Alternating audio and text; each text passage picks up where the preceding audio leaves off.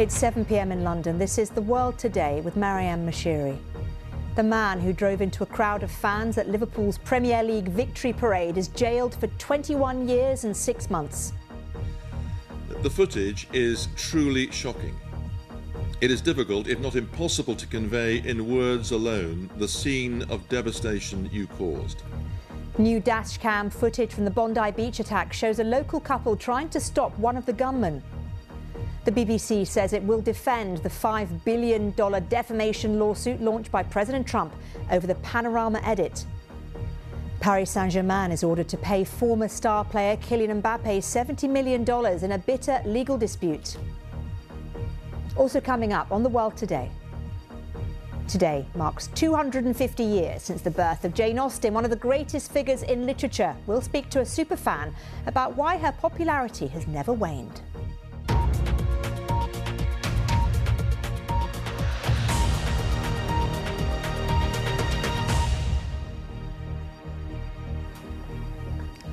Hello and welcome to The World Today on BBC News. The man who drove into a crowd of football fans at Liverpool's Premier League victory parade in May has been jailed for 21 years and 6 months. 54-year-old Paul Doyle injured 134 supporters. He was travelling into the city centre to collect friends when he lost his temper and drove his Ford Galaxy directly into people making their way home from the Premier League title celebrations. Our correspondent Fiona Trott was in court, and a warning: her report contains some distressing images. A fit of rage. Paul Doyle shouting at people, at children he sees as obstacles, their hands banging on the car. It's because they had nowhere to escape. Going back and forth, his vehicle is being used as a weapon. Paul Doyle brought fear to the city that day. A city that was celebrating, fans and families united. Among them, Mike Blair and his mum Debbie. City full of red smoke. Superb, absolutely boss. But look what's on its way. Paul Doyle running a red light, driving dangerously towards them. How did he end up here? He could have stopped but chose to drive on. Oh my God! In 7 minutes, the 2-ton car collides with more than 100 people. One victim is a 6-month-old baby. 4 people get trapped underneath. It's remarkable that nobody died. I thought it was a terrorist attack. Everyone was screaming, it's a terrorist, they could have a bomb. Next minute, people shouting, kill him, kill him! Kill him! Kill him! I was just sobbing my heart out because I couldn't find Michael. Chaos and confusion. In the middle of it all is Daniel Barr. Just minutes before he got into the car with Paul Doyle, police say he saved lives. The people being hit and run over, like 10-pin bowling. I do recall seeing they had an automatic, and therefore P for park was right at the very end, so it wasn't even in the middle or anything. So I thought, like, just jam that forward as far as you can. That should stop him from memory. And it did. It was horrendous, and it was. I could see people's faces. They could see the looks of just like they were trying to plead but wasting their time. That's all that they could do. The police take over and pull Paul Doyle from the car. Get him in. Just stay exactly there. I got you. All right? Yeah. That's just ruined and affected so many lives. A reality he faced at the start of his trial. He sobbed as he changed his pleas to guilty. What should have been a day of communal celebration has been instead left as a lasting legacy of fear, injury and loss across this community. Families were separated in the chaos. Parents were convinced their children had been killed. Children saw their parents unconscious or bleeding. And many people searched desperately for loved ones, not knowing whether they were alive. An angry man who didn't care. You have Paul? Morning. How different that seems to the Paul Doyle who appeared to embrace life, seen here on an expedition in Africa. Suku and Jama. Instead, The former Royal Marine we know today has been jailed for his violent rampage. Paul Doyle, yep. It lasted for 7 minutes, but will cause years of harm for so many people. Well, you saw there, didn't you, a short clip of Daniel Barr. He is the man who managed to get inside the automatic Ford Galaxy and forced its gear selector into park mode as the driver, Paul Doyle, tried to accelerate even further into the dense crowd of pedestrians. Our correspondent Rowan Bridge sat down with him. Here's that interview. I seem to remember like the crowd opening up and there being a gap for the rear left door. So I ran over to that. There was already other men at different positions around the car trying to get in desperately. And now I assume it was locked. The car was locked. And I remember desperately trying to punch their way in. But just the sheer desperation of the situation, you just knew it wasn't over. I don't know why. We didn't really know what it was at that point. I remember running up maybe about 5 paces and bracing myself to punch the window through because once again assuming it was locked. But right at the last split second I tried the door.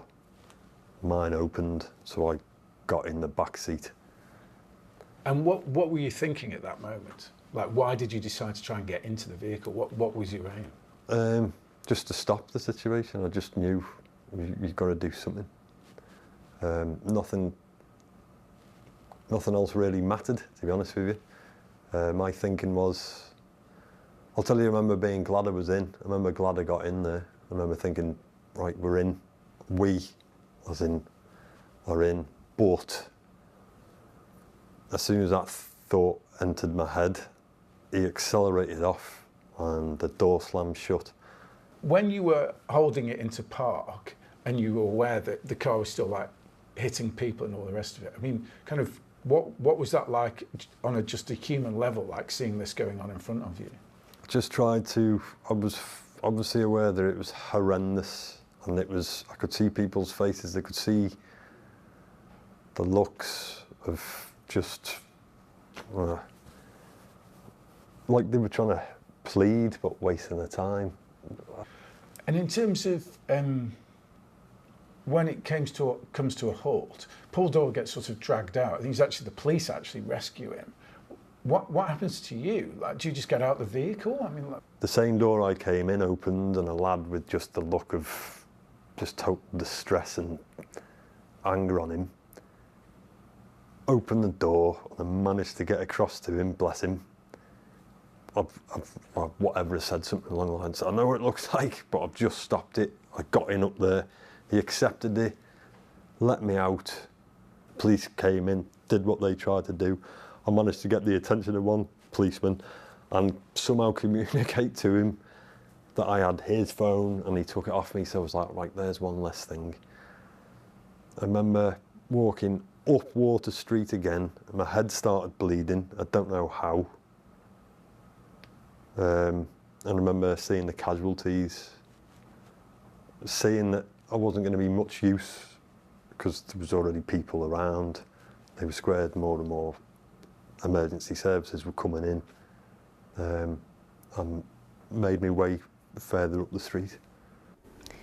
That's Daniel Barr there, the man who stopped Paul Doyle's rampage. We, of course, will bring you more of that story throughout the evening and you can read more about it on the BBC's website as well. Police in Australia say 2 gunmen who attacked a Hanukkah festival in Sydney's Bondi Beach travelled to the Philippines in the weeks beforehand, reportedly to receive military-style training. 15 people were shot dead, dozens more injured in Sunday's shooting. It comes as authorities in India say one of the gunmen was an Indian citizen. Sajid Akram was originally from Hyderabad and left for Australia 27 years ago. As investigations continue into Australia's worst mass shooting in nearly 30 years, more stories are emerging of heroic actions of victims. From Sydney, here's our Australia correspondent, Katie Watson. Amid the horror, more tales of heroism. This dashcam footage showing Bondi locals Sophia and Boris Gurman trying to stop the attack on the Hanukkah festival before it even began. As Sajid Akram gets out of the car, Boris, in the purple shirt, tackles him and removes his weapon. Sophia is standing on the pavement. Boris appears to get up, gun in hand, but then the footage ends. And look closely at the windscreen, a homemade Islamic State flag. We now know that while Sajid Akram got away, the couple paid for their courage with their lives. In a statement, their family said, "While nothing can lessen the pain of losing Boris and Sophia, we feel an overwhelming sense of pride in their bravery and selflessness." Reuven Morrison was another bold bystander, seen here throwing an object at the gunman, forcing a retreat. But moments later, he too was killed. If there was one way for him to go on this earth, it would be fighting a terrorist. He went down fighting, protecting the people he loved the most. I don't know how to live in a world without him. I don't know how my children will live without him.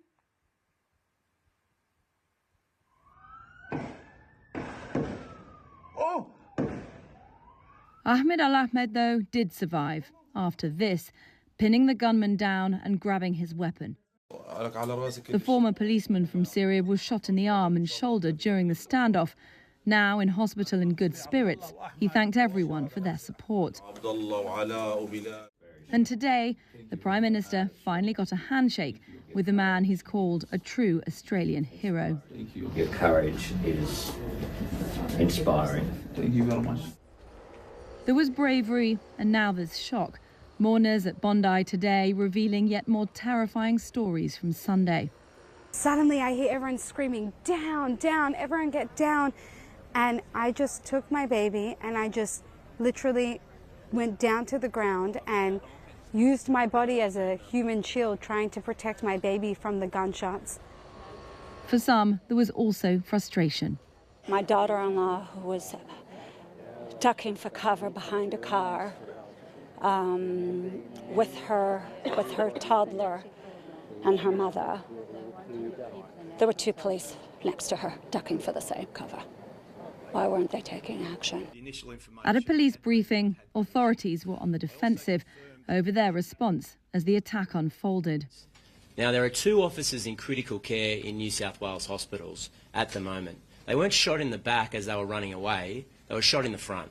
I'm sorry to be graphic about it, but if there's any suggestion that New South Wales Police didn't live up to their responsibilities to the people of this state, it should be rejected because it's not consistent with the facts. More detail also emerged about how the gunman prepared for this attack.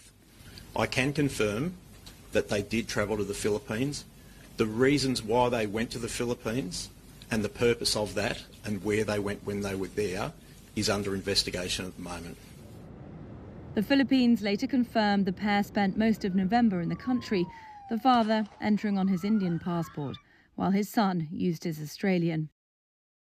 Meanwhile, here in Bondi, the investigation continues. Police say the beach will remain a crime scene until at least Wednesday morning. The Prime Minister earlier today talked about the global problem of radical Islam. He's also promised to tighten gun laws after the attack. But speaking to people here, rabbis, politicians, the Jewish community more generally, they say the government needs to do much more to tackle the rise in anti-Semitism. The promenade at Bondi is usually teeming with people. Now it's a place of reflection. Painful for some, but important to be here. Australians of all faiths stopping to remember those who died. Katie Watson, BBC News, on Bondi. Well, here's Robin Gurwitch, who is a Professor Emeritus at Duke University School of Medicine. She's a psychologist and an expert in understanding and supporting children in the aftermath of trauma and disasters. I spoke to her about the long-term impact this attack could potentially have on the Jewish community, not only in Australia, but also worldwide. It impacted the entire Jewish community. We've seen a rise in anti-Semitism, not only in Australia, but in communities and countries around the globe. And so we do need to take a better, more action around this because it does affect us. So when you think about these anti-Semitic attacks, what we also have to recognize is it brings the Jewish community closer together as a collective. We've experienced long historical trauma and intergenerational trauma, and the more you're exposed, the higher the risk. And the problem with anti-Semitism is it's hard to explain to our children that someone can hate you simply because of that one identifier, you are a Jew.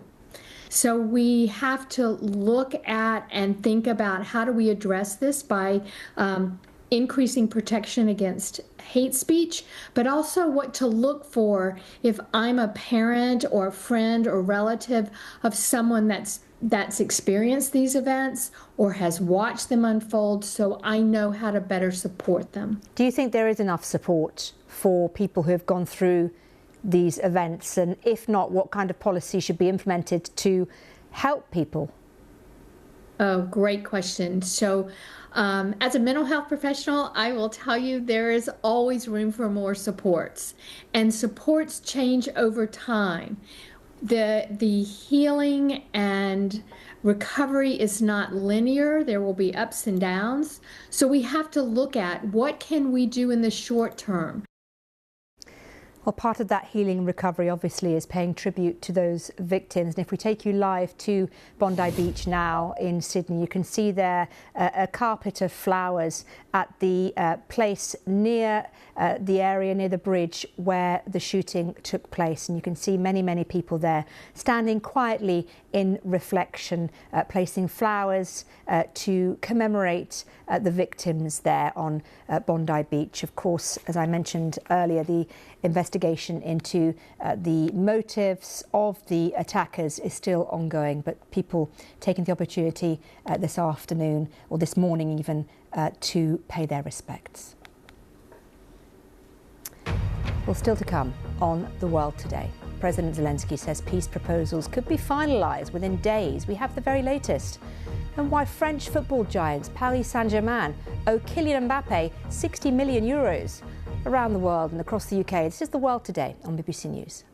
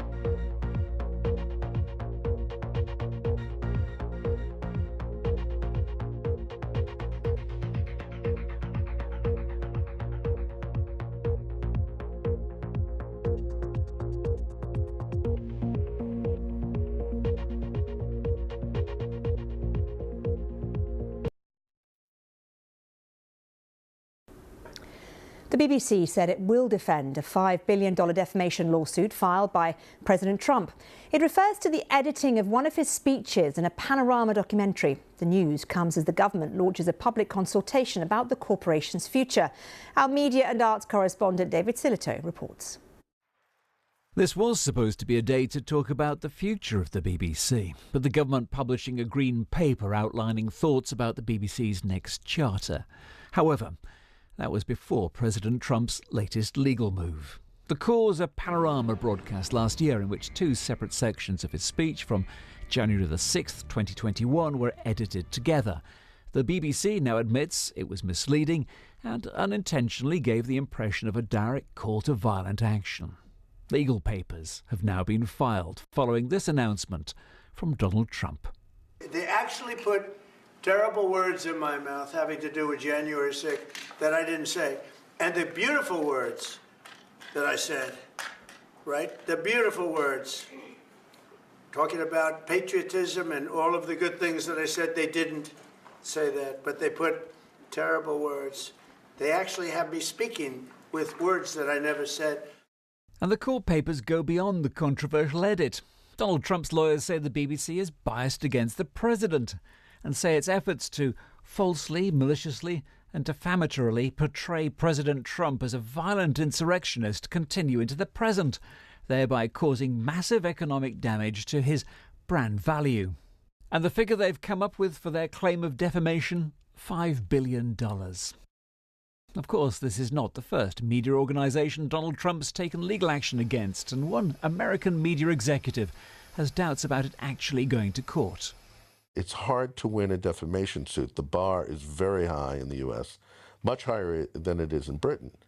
However, if somebody succeeds in the case, they'll win a much more significant settlement than in Britain. But I think the purpose here for the president is not to get $5 billion. It's to demonstrate a point and maybe to also get some money. However, taking on the legal and financial clout of Donald Trump in Donald Trump's home state of Florida, before a judge who was himself appointed by Donald Trump, it's a challenging moment. The government says it's supportive of the BBC, but feels this is a matter for the corporation. Some MPs, though, feel differently. I think the Prime Minister needs to get involved in this. You know, this is a situation the BBC should fight it robustly, I think, and the Prime Minister should be doing the same. And remember, this has already triggered the resignations of both the Director General and Head of News, and this extra legal and financial jeopardy comes at a crucial moment. Today's Green Paper is the beginning of the charter renewal process in which the BBC will have to prove its value and importance to Britain. So how successful will President Trump be in his lawsuit against the BBC? Earlier I spoke to Robert Latham, a US media law specialist at the practice Jackson Walker. The first hurdle that President Trump has in his suit against the BBC in Florida is one of jurisdiction. The fact is that the Panorama documentary was never aired in the United States and never distributed in the United States. So he's got an initial hurdle, and I think a significant one, to show that he can sue the BBC in the United States and in Florida in particular. Do you think that he will fall at that hurdle? How likely is that? I mean, why would he put this forward if he doesn't think he's going to succeed? Well, President Trump has sued a number of media entities, and I think there's probably several reasons for his strategy. One is to punish people who disagree with him. The other is to deter negative coverage. So whether he wins or loses or is determined to not have, that the court doesn't have jurisdiction, he will have made his point that he stood up to the BBC and deter others in this country who he may have jurisdiction over. So I don't think it's as much about the money as it is about hitting back against the press in general. Let's cross live now and speak to David Elstein, who's a former CEO of Channel 5 here in the UK and also a former BBC executive producer who worked on Panorama. Thank you so much for joining us. It's good to talk to you. Let me ask you for your take on what you've seen happening on President Trump putting forward this defamation suit and what the BBC can do next. Well, let's be clear, this is the first shot in what could be quite a lengthy battle. I don't think President Trump has much chance of winning much money in Florida. He may win nothing, but as soon as he launches his lawsuit, as soon as he's filed his papers, the BBC will be compelled to go through a process of discovery. And that could be extremely awkward for the BBC. It will have to provide every single email, communication, phone call, board minutes to do with this. And so far, a lot of the actual process of what happened at Panorama has been kept under wraps. And that discovery process could be really tricky for the BBC. Do you think it's right that that's been kept under wraps? Of course not. This is how we got to the whole Prescott memorandum furore. The BBC knew that the Panorama had done its strange edit early this year. This is where a real big issue arises. If Donald Trump's lawyers can demonstrate that the BBC suppressed the information about what had actually happened on Panorama, until conveniently a year had passed, and that had made it impossible to sue for defamation in the UK under the statute of limitations. His lawyers could argue that that was a bad faith series of decisions, and that would open the door to a lawsuit in the UK. Now, that's a lawsuit that Donald Trump will not only be almost certain to win, but which would cause the BBC a great deal more distress. So this may well be a moment when the BBC should reflect, what actually are we fighting for? And David, if you were here, what would you advise the BBC if you're working in some sort of capacity or talking to the board? Well, I would advise not to listen too hard to the cries of bravado from other people inside and outside the BBC. The last time the BBC went down the bravado route was when they were sued by Cliff Richard for a breach of his privacy rights. And he offered to settle for nothing other than an apology. And the BBC Director General said, no, we're going to fight you. And in the end, it cost the BBC the best part of £2 million, and they were crucified in court. Right. It was not a good sight. So this is a good time, before things get too out of hand, to take a long, cool, hard look at actually what's involved. David Elstein, I'm afraid we're out of time, but it's been so good to get you on the show. I appreciate you taking the time to speak to us. Pleasure. Back after this short break.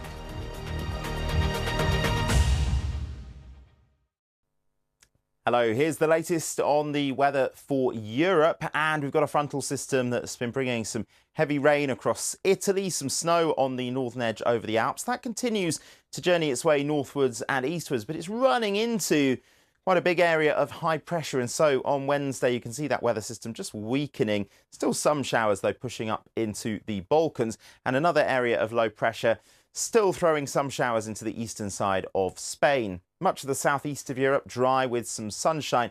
We will continue to see some areas of mist and fog, though 4 degrees in Bucharest and in Budapest. This area of low pressure moving into North Africa, still throwing some showers into the southeast of Spain. Portugal, though, seeing some sunshine, and a frontal system bringing cloud and rain and some quite blustery winds across the Republic of Ireland and the UK. In fact, we see a new area of low pressure developing here, driving its way northwards and eastwards, so that's going to bring another dose of wet and blustery weather. Some rain just fringing into the northwest of France and also into the northwest of Spain. But all the while, many central parts of Europe stay dry with some morning mist and fog and some spells of sunshine. Still a bit of mist and fog around in Paris as we head into the weekend. Rome looking fine for the next few days. Plenty of sunshine on Friday and Saturday. Elsewhere in Berlin, pretty mild, 10 degrees on Thursday and Friday.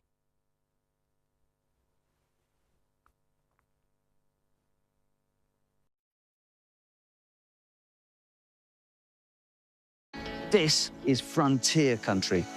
Broaden your horizons. If this is what being a 21st century nomad is all about, sign me up.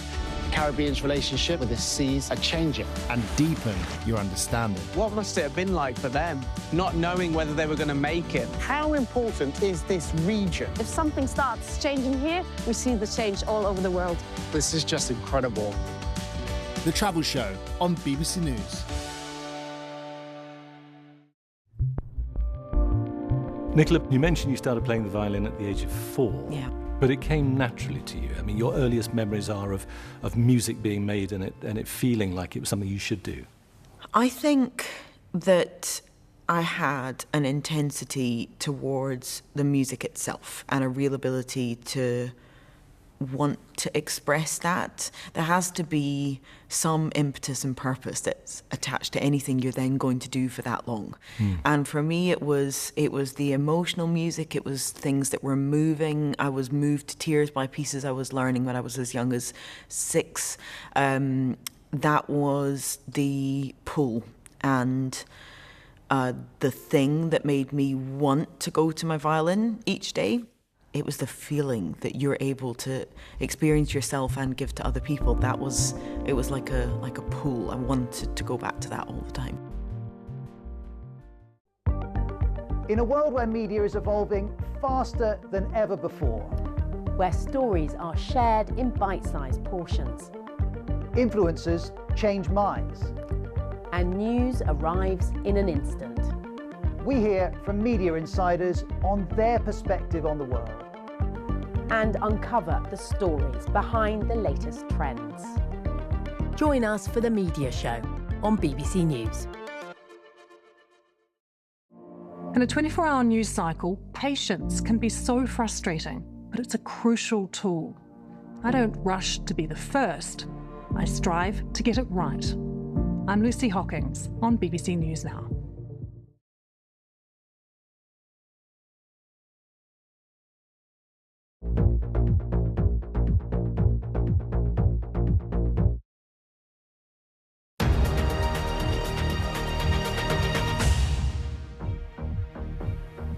This is The World Today on BBC News. The latest headlines this hour. The man who drove into a crowd of fans at Liverpool's Premier League victory parade is jailed for 21 years and 6 months. Police in Australia say 2 gunmen who carried out a terror attack on Sydney's Bondi Beach on Sunday travelled to the Philippines in